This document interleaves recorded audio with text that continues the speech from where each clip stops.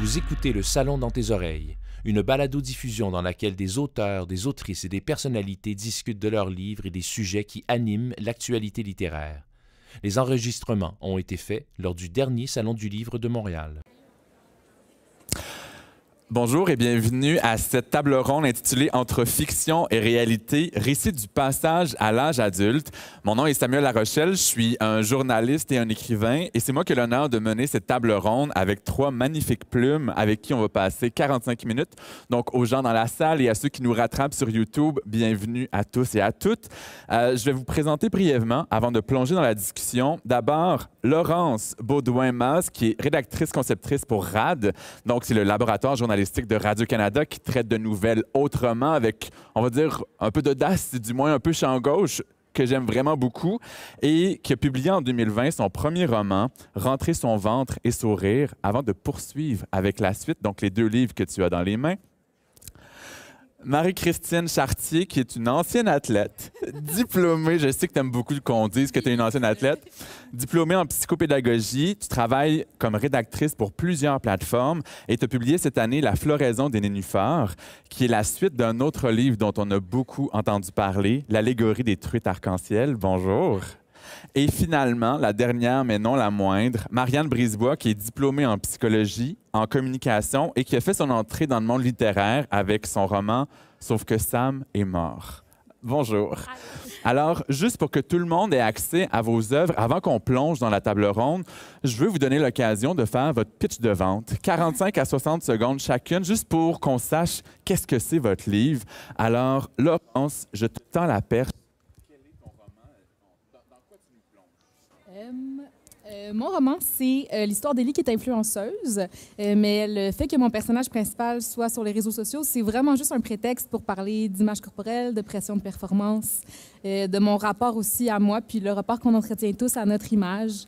Ça s'inspire beaucoup de mon adolescence, bien que les réseaux sociaux n'aient pas été inventés à l'adolescence, mais je suis beaucoup partie des enjeux que j'avais vécu, moi, à cette période-là de ma vie pour nourrir le monde intérieur de mon personnage. Est-ce que ton personnage, est-ce que, en fait, la tonalité, est-ce qu'on est dans le drame où il y a un peu d'humour et de légèreté? Bien, les deux. Les deux? J'essaie d'être à la fois drôle et de toucher mes lecteurs lorsque nécessaire. Puis comme on parle du passage vers l'âge adulte, peux-tu nous dire quel âge est ton personnage? Mon personnage a 24 ou 25 ans, oui. Parfait. Alors maintenant, Marie-Christine, à ton tour, le pitch de vente.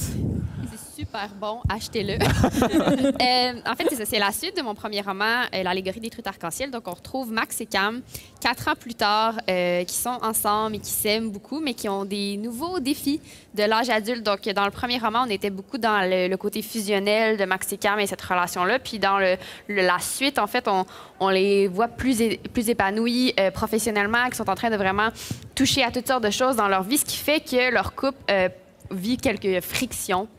Puis ils sont à des moments charnières de leur vie où ils doivent prendre des décisions. Est-ce qu'on veut des enfants? Est-ce qu'on n'en veut pas? C'est quoi le genre de vie qu'on veut mener? C'est quoi le genre de carrière qu'on veut avoir? Donc, c'est un Max et une Cam un petit peu plus vieux, plus mature, puis avec d'autres genres de questionnements, mais qui s'aiment encore vraiment beaucoup. Et le 4 ans plus tard, ça les mène à quel âge tous les deux? Tournure de la trentaine, donc 29-30. Parfait. Et de ton côté, Sauf que Sam est mort, qu'est-ce que c'est comme roman? En fait, le titre le dit, Sam est mort. L'histoire suit Alexandra. En fait, l'histoire commence, ça fait 1 mois que Sam est décédé. On comprend qu'elle a passé le premier mois un peu toute seule à vivre son deuil d'une façon complètement isolée de ses proches. Puis Sam avait aussi un meilleur ami qui était Jean-Thomas. Donc, quand le livre commence, c'est les funérailles de Sam et ils se retrouvent tous les deux, Alex et Jean-Thomas, pour vivre leur deuil de Sam. Et ils avaient tous les deux, du vivant de Sam, une relation très, très fusionnelle avec lui. C'était une personne qui était très importante dans leur vie à tous les deux. Puis, c'est un livre aussi avec des retours dans le temps. Donc, on a accès à quand Sam était vivant. Donc, c'est aussi souvent drôle quand on a accès au passé et un peu plus triste aussi parce que là, on a accès au deuil dans le présent. Et est-ce que c'est avant le tournant de la vingtaine ou ils ont les deux pieds dans la vingtaine? Oui, c'est vraiment en plein dans la vingtaine. Donc, quand ils commencent à sortir ensemble, Alexandra et Samuel, ils ont autour de 23-24 ans. Puis, on va jusqu'à presque leurs 30 ans à la fin du livre. Parfait. Maintenant, on va plonger. Quand on m'a confié une table ronde sur le passage vers l'âge adulte, j'ai pensé à mes 2 premiers romans, à cause des garçons, parce que tu me ramènes à toi, parce que le personnage a 19 à 21 ans. Donc, je sais à quel point c'est grisant, cette période-là. Du moins, ça l'a été pour moi en tant qu'auteur. J'ai envie de vous demander, selon vous, pourquoi les premières années de la vie d'adulte sont aussi riches et inspirantes pour les écrivaines que vous êtes? Est-ce qu'il y en a une parmi vous qui veut prendre la question au vol? Oui, bien, je peux y aller. En fait, pour moi, la vingtaine, c'est vraiment les années où j'ai trouvé que j'avais jamais eu autant de liberté parce que, bien, plus d'études. En tout cas, il y a beaucoup de gens qui ont terminé leurs études rendus dans la vingtaine. Plus d'études, un emploi quand même, puis on n'a pas encore nécessairement d'enfants. On n'est plus dans le même rythme de vie qu'avant non plus. Et en même temps, on dirait qu'il y a vraiment quand même plein de façons qui existent de vivre sa vingtaine. Autant on connaît des gens qui sont globe-trotteurs, qui voyagent tout le temps, des gens qui sont encore aux études, encore en colocation, qui n'ont pas trop de sous. Puis il y en a d'autres qui ont déjà un chalet dans le Nord, des enfants.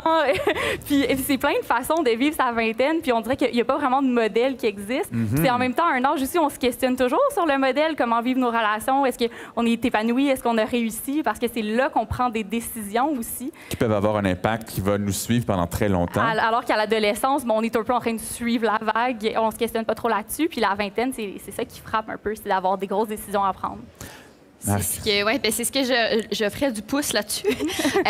Parce que pour moi, c'est ça que je trouve qui est vraiment cool d'écrire.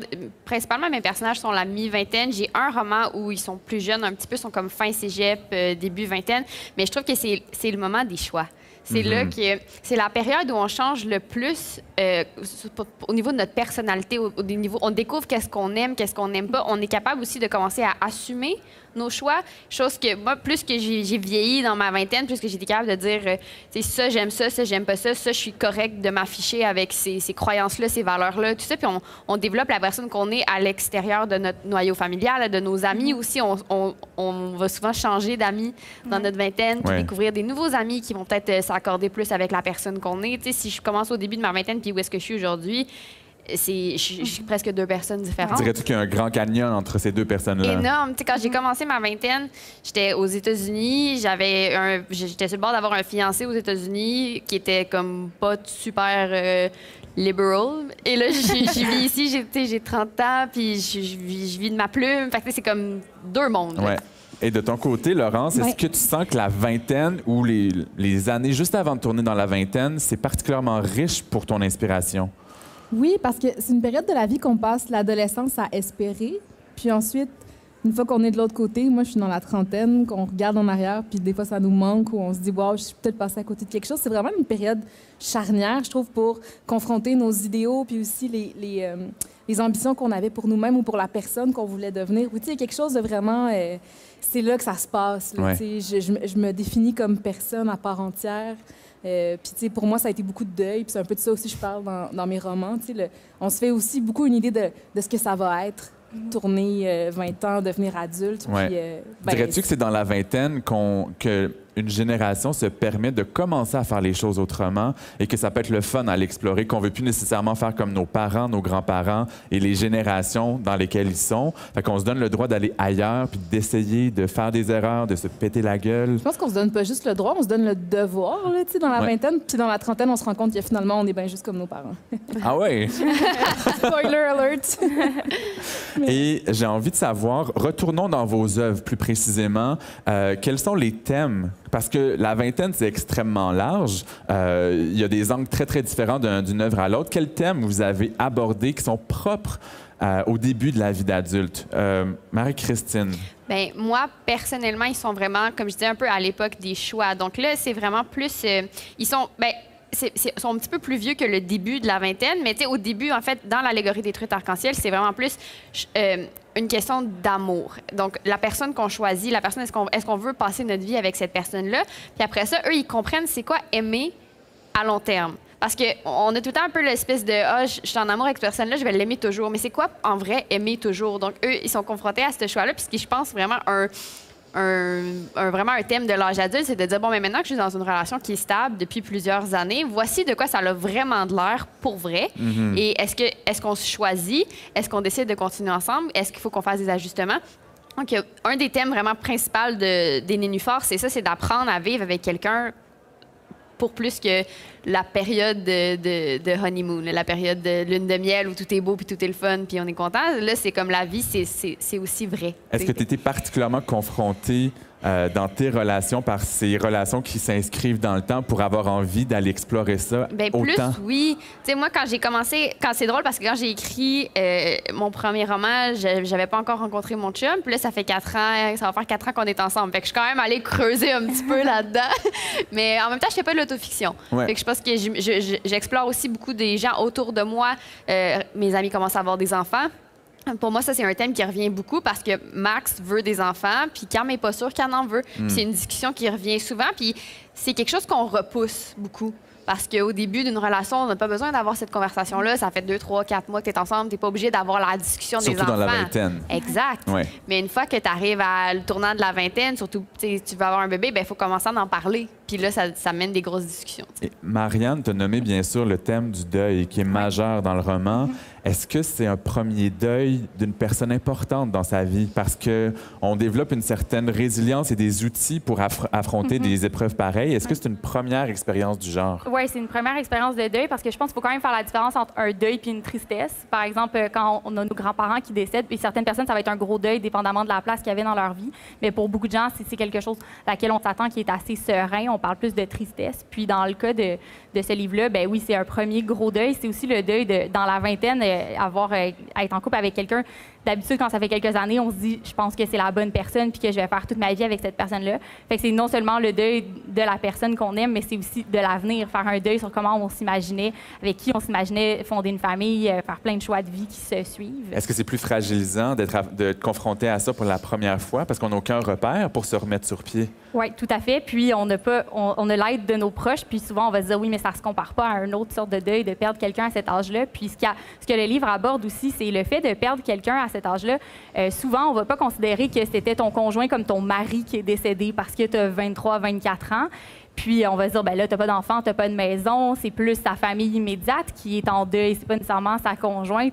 Alors que, ben, on en fait tellement des choix de vie quand on a cet âge-là, on met souvent nos choses en commun et tout. C'est comme si on enlève la légitimité du deuil d'Alex. Oui, totalement, totalement. Outre le deuil qui est central, est-ce qu'il y a d'autres thématiques que tu veux nommer qui sont propres à la vingtaine dans lesquelles te plonger? Bien, on aborde beaucoup l'amitié et l'intensité des relations parce que ce qui est quand même aussi différent quand on arrive dans la vingtaine, c'est qu'on a souvent une petite marche à suivre de prendre notre temps quand on commence à être en couple, de pas trop rapidement habiter avec la personne, puis pas mal de choses comme ça. Alors que quand on est adolescent, ça fait 3 jours qu'on se connaît, puis on se met en couple, puis c'est bien correct. Ouais. Puis quand Alex et Sam se connaissent, eux autres, ils se précipitent, ils habitent ensemble rapidement, puis il y a toujours un petit jugement en arrière de ça. C'est quelque chose que j'ai voulu explorer parce que c'est vrai qu'on a un regard différent sur les gens qui se précipitent et qui sont intenses et passionnés dans la vingtaine. Puis pour ce qui est de l'amitié, c'est vraiment la relation entre Sam et son meilleur ami parce que encore là aussi, c'est une relation qui est très, très intense, qui est très fusionnelle. Puis souvent, on va dire que c'est un peu immature, les gens qui sont encore comme ça dans leurs amitiés, d'avoir tout le temps ton meilleur ami qui fouille dans ton frigo puis qui dort sur ton divan quand tu es en couple puis que la personne habite pas là. Puis ils se font un peu aussi juger pour ça parce qu'ils ont une relation qui est un peu plus le propre de l'adolescence, d'être inséparable. Ouais. Alors qu'on est plusieurs à souhaiter que ça dure plus longtemps que l'adolescence. Je te lance encore la question à nouveau. En dernier, les thématiques que toi, tu abordes qui sont propres à cette transition dans la vie, le début et le milieu de la vingtaine? Bien, je sais pas si c'est propre à ça pour tout le monde, mais ça l'a été pour moi, en tout cas, surtout dans le tome 2. Je dis souvent que c'est un tome, encore une fois, on revient sur le deuil. Il y a le deuil d'un être cher, mais il y a aussi le deuil de la personne qu'on aurait voulu devenir ou le deuil de la personne qu'on pensait qu'on devait être. Ça, c'est super présent pour mon personnage, pour Ellie, qui vit beaucoup avec la pression de la performance. Puis ça, j'imagine, quand on entre dans la vie adulte aussi, quand on se définit comme on est un nouvel adulte, on veut bien... En tout cas, moi, j'étais vraiment pas tant sur le party. Moi, je voulais bien faire les choses, répondre aux attentes, mais tout en traînant mes blessures d'adolescente aussi. Puis, tu sais, c'est ça aussi, je réalise, il y a beaucoup de choses que j'aurais voulu résoudre au début de l'âge adulte, puis que j'arrive à 30 ans, puis c'est pas fait encore. Il faut être patient. Mais ouais, les blessures de l'adolescence aussi, comment ça nous influence, ça influence la personne qu'on devient. Puis j'ai envie de poursuivre en te laissant la parole en premier. Penses-tu que, là, tu as 2 livres dans tes mains, mais tu sais, le premier tome, lorsque tu l'as écrit, lorsque tu faisais tes premiers pas dans l'écriture créative, à propos d'un personnage qui faisait ses premiers pas dans la vie adulte. Est-ce que ça donnait une synchronicité qui était inspirante, comme si les premières fois que tu expérimentais te permettaient de comprendre ton personnage qui vit d'autres premières fois, où ça n'a aucune influence? Cette insécurité qui peut venir avec les débuts d'auteur. C'est arrivé avec... étonnamment, tu sais, le premier, je l'ai écrit avec une belle naïveté. C'était super abstrait pour moi, l'idée que des gens allaient le lire, même si j'avais toujours à cœur que, tu sais, ce soit bien écrit puis que les lecteurs embarquent dans l'histoire. Mais c'est vraiment quand le premier est sorti puis qu'on m'en a beaucoup parlé, Ouais. puis que là, les gens étaient comme à cœur la suite. Puis là, je me suis vraiment sentie comme mon personnage qui avait, elle aussi, beaucoup de succès. Ellie a beaucoup de succès sur les réseaux sociaux. Ça devient plus grand qu'elle, ça la dépasse. Puis les gens ont des attentes, puis les gens...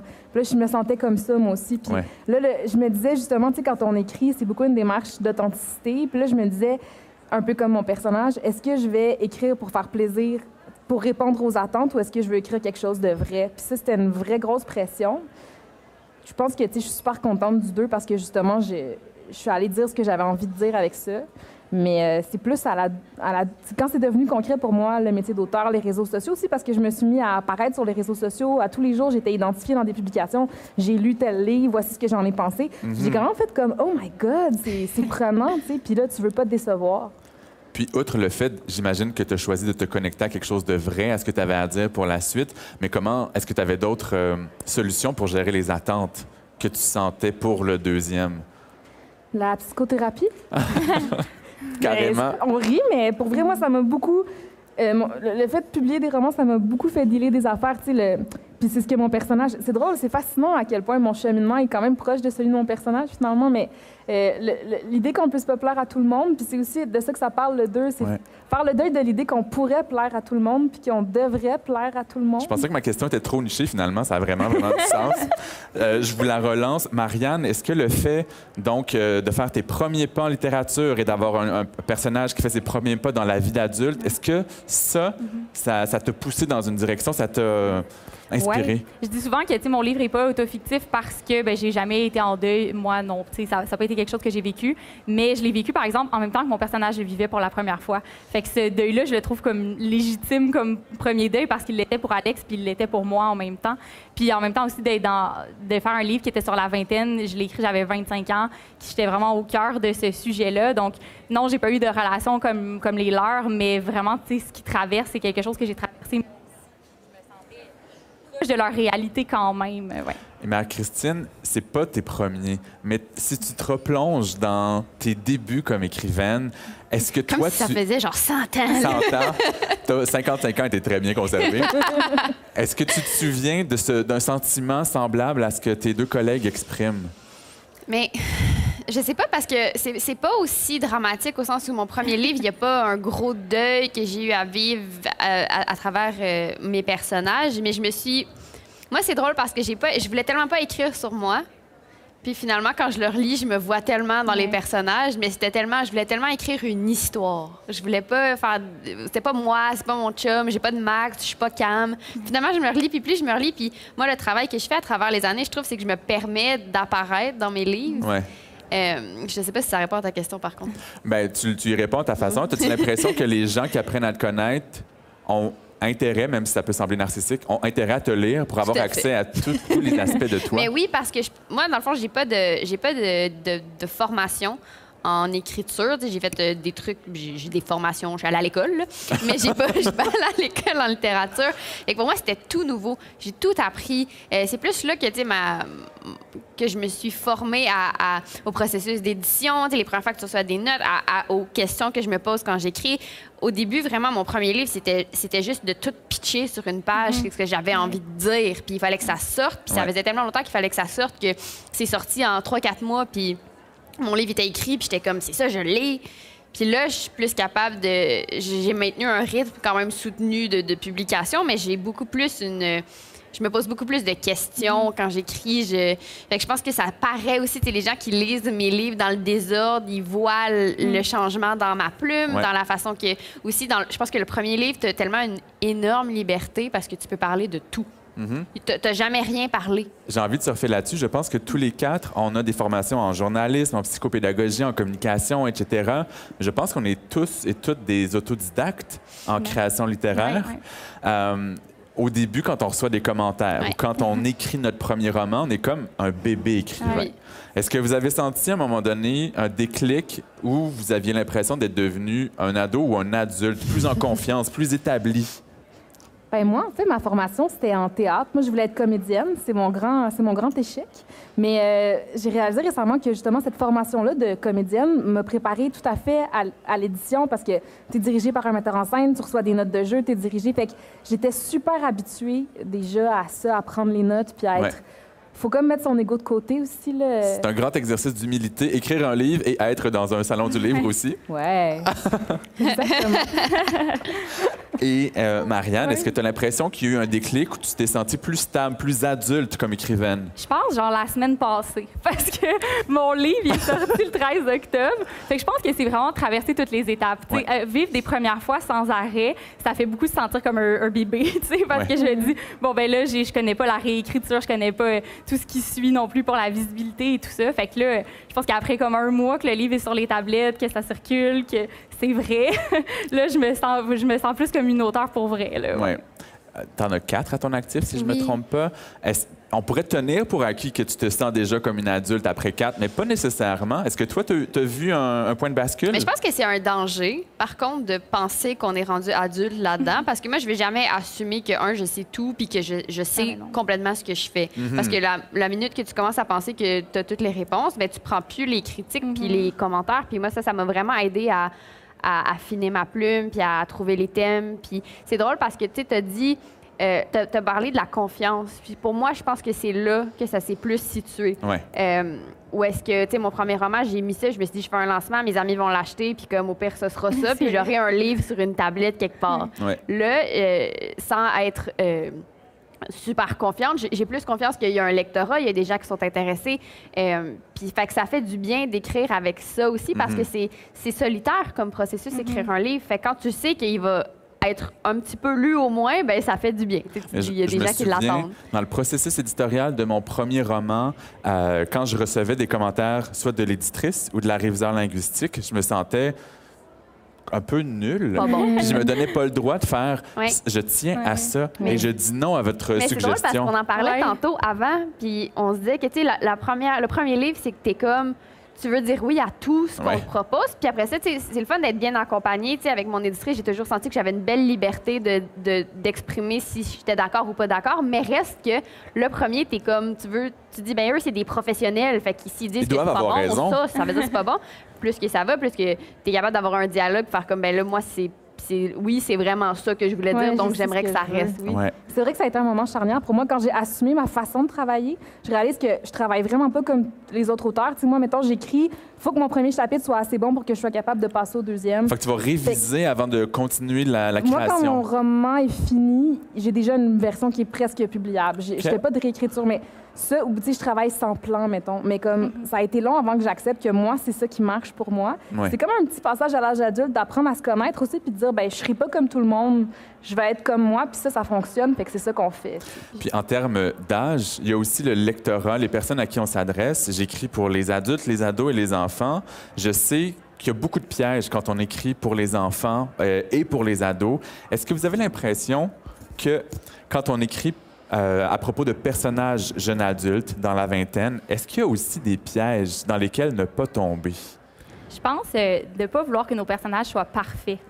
Parce que, justement, je pense que quand on a des personnages qui sont adolescents, on a un peu plus l'impression qu'ils appartiennent à la fiction.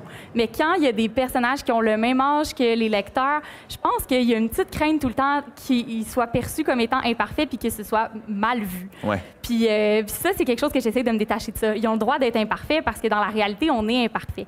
Non seulement le droit, mais c'est beaucoup plus intéressant. Ouais. Puis je pense que les lecteurs et lectrices peuvent s'identifier davantage quand c'est des personnages qui sont pas unidimensionnels. Ouais. Est-ce qu'il y a d'autres pièges? Mais je sais pas si c'est un piège, mais moi, en fait, c'est que j'essaie de pas penser pour qui j'écris. OK. Au sens où je raconte une histoire qui, c'est soit des jeunes de 18, 19, 20 ans, soit c'est des gens de 25, soit c'est des gens de 30 ans, puis je me resitue à où j'étais moi dans cet âge-là de ma vie. Mais je me dis pas, j'écris pour que des gens de cet âge-là me lisent. Tout le monde est bienvenu de le lire, puis après ça, c'est pour moi, c'est pas... Parce que si tu commences à penser à qui va te lire, j'ai l'impression que ça teinte beaucoup comment que tu vas écrire. Mais moi, il y a un truc que je remarque, c'est que quand on écrit pour les ados, pour les jeunes Mais adultes... enfants, j'imagine que c'est différent aussi. J'ai jamais écrit là, pour les enfants, fait que il faut que tu adaptes ton langage. Mais tu sais, entre jeunes adultes, ils sont capables de suivre. Là, Mais le langage est quand même particulier parce que dans les dialogues, on peut vouloir faire jeune. Oui. Et il y a beaucoup de journalistes que je ne nommerai pas qui sont comme enfin une série télé ou un roman qui, avec plein d'anglicismes ou avec plein d'expressions propres aux adolescents d'aujourd'hui, puis j'ai toujours envie de leur écrire en leur disant allez-vous dans les écoles secondaires? Ils parlent pas comme ça tous les ados, peut-être dans certaines villes, mais pas partout au Québec. Est-ce que quand on écrit pour des jeunes adultes, il y a le piège du langage de Moi, la jeunes? limite que je me mets, c'est que si je le dirais pas, si je parle pas comme ça, je l'écris pas. Ouais. Mais ça, tu sais, je parle comme je parle avec des anglicismes, puis tout ce qui est dans mes romans, je le dirais. Ouais. Donc, je considère que c'est crédible. Mais c'est sûr que si on essaie de faire jeune, ça peut juste sonner faux. Mais on a quand même le luxe de pas être si vieux que ça encore. Fait qu'on n'est pas, tu sais, si j'écris peut-être un roman pour ado quand je vais avoir comme 50 ans, ça se peut que j'aille plus comme prendre le pouls de mon public. Mais là, ça va, je suis pas si loin que ça. Fait que je pense que ça va, là. Et là, on parle d'œuvres de jeunes adultes. En anglais, on parle de coming of age. Donc, c'est cette idée quand on sort de l'adolescence ou quand la vie nous pousse à devenir adulte un peu plus. Est-ce qu'il y a des œuvres de coming of age qui vous ont marqué en tant que lectrice? Moi, j'aime beaucoup Sally Rooney. Pardon? Sally Rooney. Oui. Je connais pas. Qu'est-ce que c'est? C'est une autrice. Elle a écrit, son premier s'appelle Conversation with Friends. OK. Puis c'est vraiment un gros coup de cœur pour moi, sa plume, mais c'est sûr que si je suis la seule à l'avoir Mais lu, Normal People, moi, Normal c'est pour People l'émission aussi, aussi, tout ça, là. mais- Normal People, c'est bon. ouais. Mais dis-nous pourquoi. Vends-nous son œuvre pour qu'on ait envie de la découvrir. C'est dur, pour vrai. Je te fais Mais une c'est ton tasse, côté, Marc. c'est ton côté cynique aussi, je pense, qui est comme... Oui. Qui L'humour. ça vient te chercher, je pense, le côté que... Parce que dans les livres de Sally Rooney, c'est pas tout rose. Puis surtout, les livres, puis il y a eu une adaptation de série télé aussi, mais le livre est encore plus dark, puis c'est des jeunes adultes qui n'ont pas nécessairement ce qu'ils veulent. C'est pas le côté positif, nécessairement, de devenir un jeune adulte, mais c'est très, très... C'est rough, c'est ancré sur la réalité, mais d'une façon rough. Tu lis ça, puis t'es comme... T'as le goût de les prendre dans tes bras. Ce que j'ai bien entendu, c'est Normal People qui était sur Gem et maintenant sur Tout.tv. Je sais pas si c'est eux, là. Écoute, je sais pas, pense je l'ai que écouté en oui. anglais. Mais c'est très... un peu cru, mais c'est brut. Oui, mais c'est aussi tellement empreint d'une sensibilité incroyable. Moi, j'ai trouvé aussi la façon que la série est tournée. Tu as l'impression que tu étais avec eux dans leurs moments les plus intimes. J'ai adoré ça. Puis, Mais en tout cas, moi, c'est Conversation with Friends. Mais les personnages sont intelligents, ils ont beaucoup d'humour, puis ils sont pas comme tout le monde. Puis c'est aussi ça, on parle de coming of age, mais c'est des personnages qui viennent à accepter leurs différences.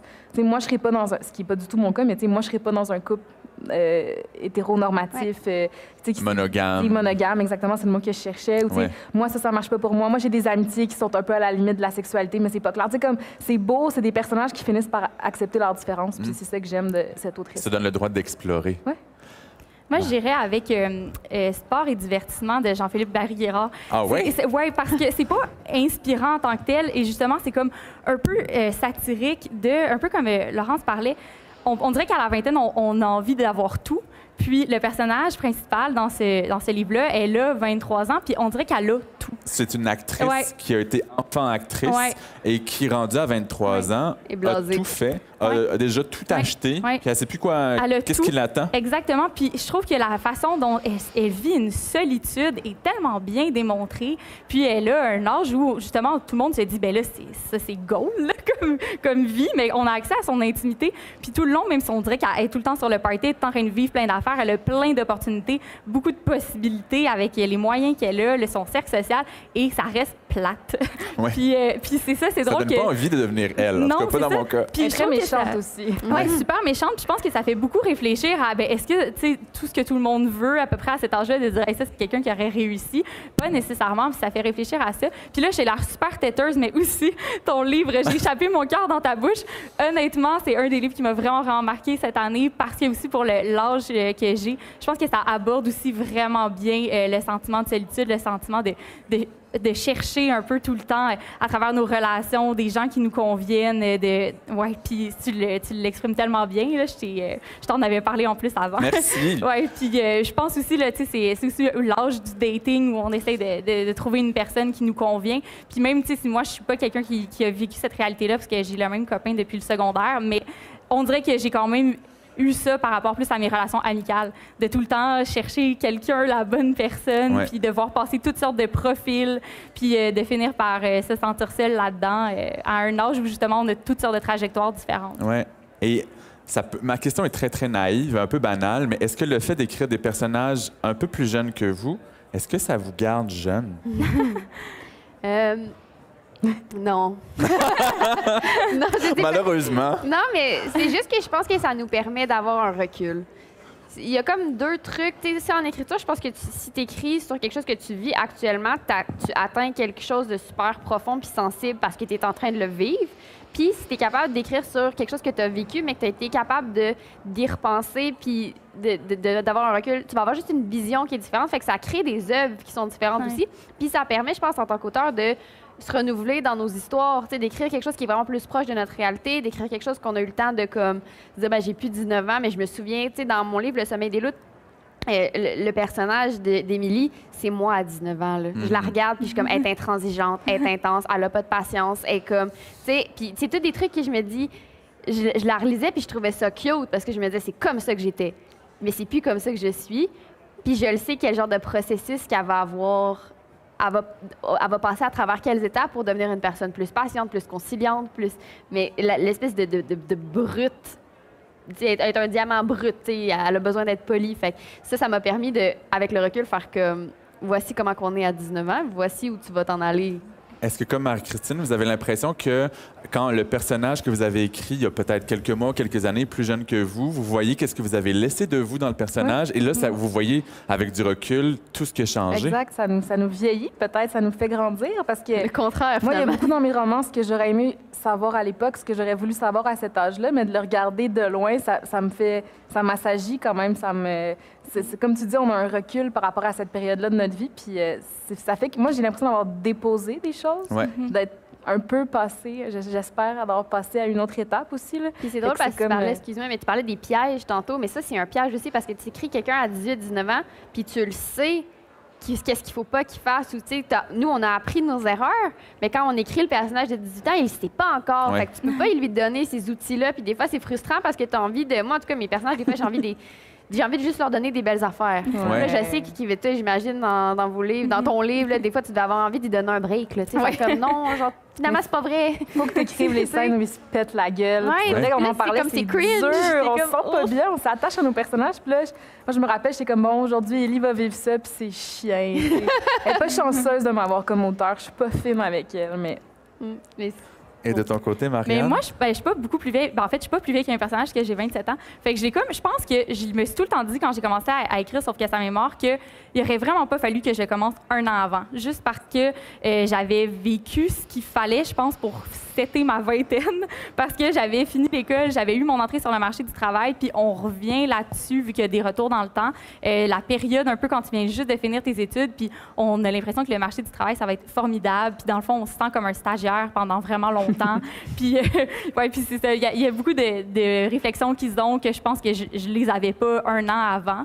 Fait que je dirais pas qu'ils me gardent jeune, mais je dirais qu'ils me permettent d'avoir quand même ce recul-là sans arrêt quand j'écris. Ouais. Et dites-moi si je me trompe, j'ai l'impression que dans vos 3 romans, même s'il y a des parts de vous, on est très loin de l'autofiction. Vous me le confirmez dans les 3 cas.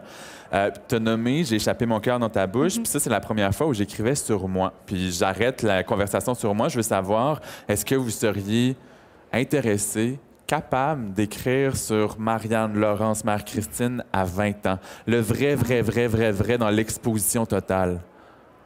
Super. Oui, vas-y. J'allais dire, ce serait super plate en ce qui me concerne. Ah ouais? Mais moi, j'aime dire que dans mes romans, les émotions sont vraies, mais l'histoire est inventée. Puis je pense que je vais continuer à travailler comme ça parce que quand je veux juste raconter les choses comme elles sont, j'ai pas de distance. Puis c'est vraiment juste personnel parce que j'ai beaucoup aimé, j'ai échappé. Ah bon, merci. mais je pense pas que ça serait heureux en ce qui me concerne.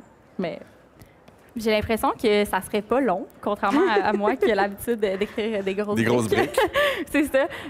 Puis je pense que ce que j'aime beaucoup d'écrire, puis on parlait beaucoup d'écrire le premier roman, c'est que mon écriture est très émotive parce que j'ai l'impression que je suis un peu en train de lire un livre que j'aimerais lire pendant que je l'écris. Oui, c'est beau. Donc, ça. ouais, puis c'est vraiment ça qui fait que moi aussi, j'écris vite, j'écris intensément parce que je suis là, puis T'es j'ai très envie d'être là. connectée. Ouais, vraiment. Mais justement, peut-être parce que c'est comme si j'étais dans une très bonne fiction, alors que si je parlais de moi-même, je sais pas si je serais avec cette intensité-là, surtout que mes 20 ans étaient quand même plates. J'étais en psychologie, puis c'est pas les meilleures années. Mais quoi que, si je pourrais aborder cette période-là, mais je crois pas que je le vivrais avec l'intensité que je fais en créant une fiction que j'aimerais lire. Marc-Christine, si je te donne l'occasion, le droit d'écrire sur tes 22 ans, tes 25 ans, est-ce qu'il y a du matériel, puis est-ce que tu oserais? Il y a du matériel. J'ai l'impression d'avoir vécu plusieurs vies. Fait que je pense qu'il y aurait du matériel. Je pense que j'ai pas le... Puis ça va sonner comme si je dis que les gens qui font de l'autofiction sont prétentieux, mais je pense que j'ai plus une gêne de dire « voici mon histoire Ouais. ». Puis c'est con parce que les gens lisent mes sentiments. Comme tu dis, la façon que tu le dis, c'est la meilleure façon de le dire. Tout ce qui est rapporté, les émotions, c'est que je les ai vécues d'une façon ou d'une autre pour être capable de les transmettre. Mais on dirait que je serais gênée de faire comme lisez, voici moi à 22 ans ce que je faisais. Ouais. Mais par contre, plus que ça avance, plus que je me donne le droit d'exister dans mes romans. Puis mon prochain, je suis en train de le travailler, puis j'ai jamais été aussi proche des thèmes. Puis j'ai creusé plus loin que... Je suis dans toutes les pages de ce roman-là. Puis ça a été super difficile. Comme pour moi, écrire un roman, d'habitude, là, ça se fait super bien, ça flow. Je suis comme, non, tout ça, c'est parfait. Là, j'étais comme, j'écris 20 pages, j'étais comme, je serais jamais capable. Je serais pas capable d'aller là. Puis, mon éditrice, certains amis m'ont dit, vas-y, s'il y a de quoi à creuser là, fait que vas-y. Puis, je suis allée, puis c'est beau une fois que ça débloque. Ouais. Mais ouf! Fait que, mais je parle pas, tu sais, ça reste que c'est pas Marie-Christine. Mais je suis partout. Ouais. Mais je pense que la nuance est là pour moi. Je ne ferais pas jamais un livre avec mon nom, puis voici moi à 22 ans. Tu sais. J'ai l'impression, quand on s'intéresse à des personnages dans la vingtaine, comme ils sont en construction, comme ils sont en partie fragiles, leurs émotions sont à fleur. Ils sont à fleur de peau. Oui. Et leurs réactions ne sont pas encore tempérées par les exigences de la vie. Est-ce que ça les rend plus intéressants à suivre parce qu'ils sont justement encore plus réactifs et que les émotions sont plus vives? Bien, je pense que oui, en tout cas de mon côté à moi, parce que le livre est très émotif. Là. Si on trouve que c'est intense, je pense qu'on est servi avec ce livre-là. Bien, est-ce que ça le rend plus intéressant? Je sais pas, mais je pense que c'est un livre où il n'y a pas de compromis, en tout cas, sur les émotions. Puis moi, c'est peut-être quelque chose qui m'agaçait dans la vingtaine, de trouver qu'on commençait à être un peu tempéré. Ouais. on commençait à accueillir nos amis comme si c'était de la visite. Puis on était moins en train de tout le temps se coller. On était un peu plus des adultes. C'est vraiment ça. Puis je pense que là-dedans, ben, c'est ça, les émotions sont vraiment fortes, autant quand on est dans le deuil, parce que là, il n'y a pas non plus de compromis là-dessus. Puis aussi dans la façon de vivre les relations amoureuses. Je pense qu'il y a quelque chose qui crée un attachement à cette histoire-là parce que peut-être que dans la réalité, on n'a pas accès à autant d'émotions au quotidien. En tout cas, moi, ça m'a un peu rendu accro à ce livre-là, qu'il n'y ait pas de compromis là-dessus. Même si je disais tantôt que j'avais comme un souci qui soit parfait, plus parfois dans les propos qui vont dire que les émotions, ça, par contre, ça peut être vraiment too much. Puis moi, c'est ça que je veux. Laurence, est-ce qu'un personnage dans la vingtaine est plus à fleur de peau et plus intéressant à suivre? Oui, parce que chaque petite fin, chaque est une fin du monde. C'est quand c'est la première fois, tout est... Mais je me sens encore comme ça, faut dire. Je veux dire... On écrit, là. Fait comme... on est sensible. Ben, comme tout le monde est sensible, mais on vit notre sensibilité au quotidien. Peut-être qu'on se donne davantage le droit à connecter à notre sensibilité à cause de notre travail. Mais donc, c'était vivant, c'était riche pour toi, cette période-là. Marie-Christine? Mais j'ai le goût de dire qu'ils sont pas plus intéressants, mais qu'ils sont peut-être plus attachants. Parce que on vit avec eux, puis on voit l'intensité, puis autant quand on l'écrit que quand on le lit, ça vient nous chercher, puis on embarque avec eux là-dedans. Puis peut-être que justement, parce qu'on est des adultes plus tempérés, ben on revit un petit peu de cette liberté-là en lisant. Parce que je pense qu'il y a plein de personnages qui sont plus nuancés, qui sont super intéressants, mais ils ont pas ce petit quirk-là d'être comme « Oh, t'as le goût des épauler, t'as le goût d'être là pour eux, t'as le goût de comme, leur dire que ça va être correct. » tu sais.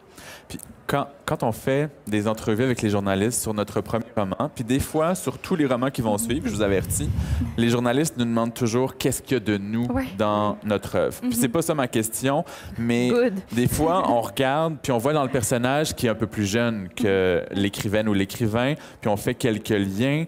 Mais est-ce que ça se peut d'écrire un personnage qui est complètement loin de nous, avec autant de vérité, dans ce style du coming of age, là? Un personnage dans la vingtaine qui est tout ce qu'on n'a pas été. Ben, j'aurais du mal, en tout cas, à le faire pour un narrateur.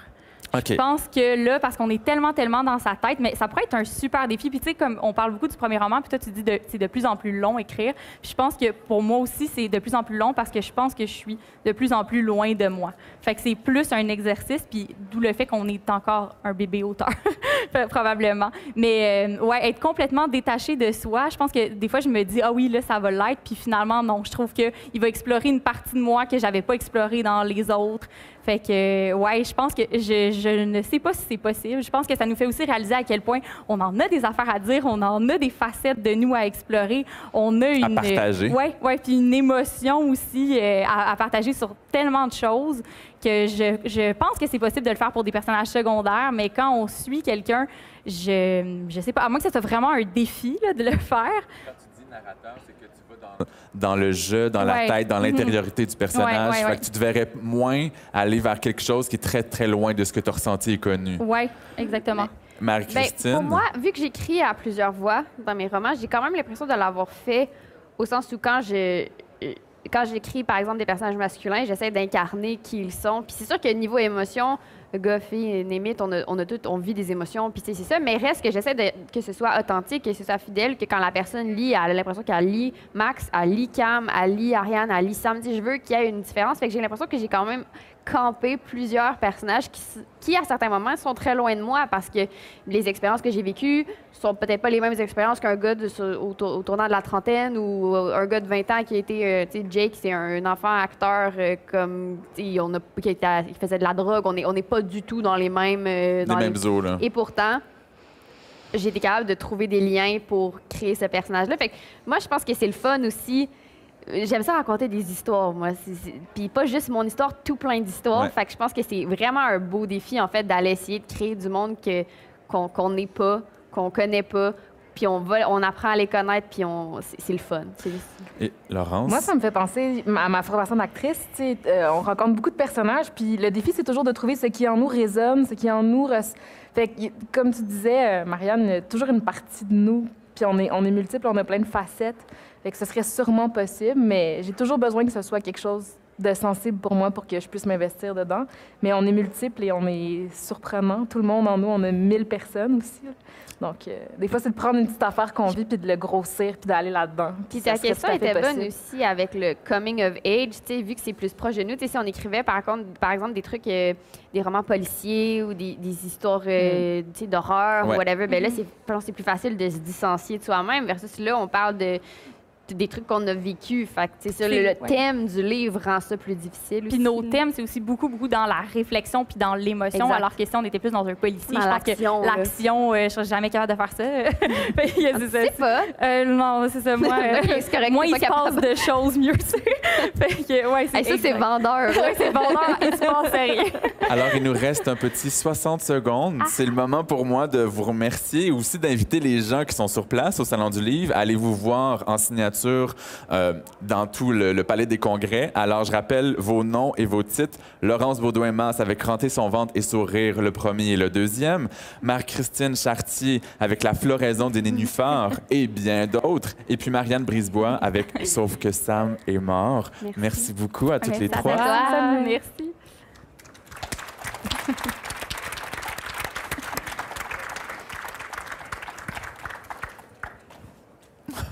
That's it. Bravo.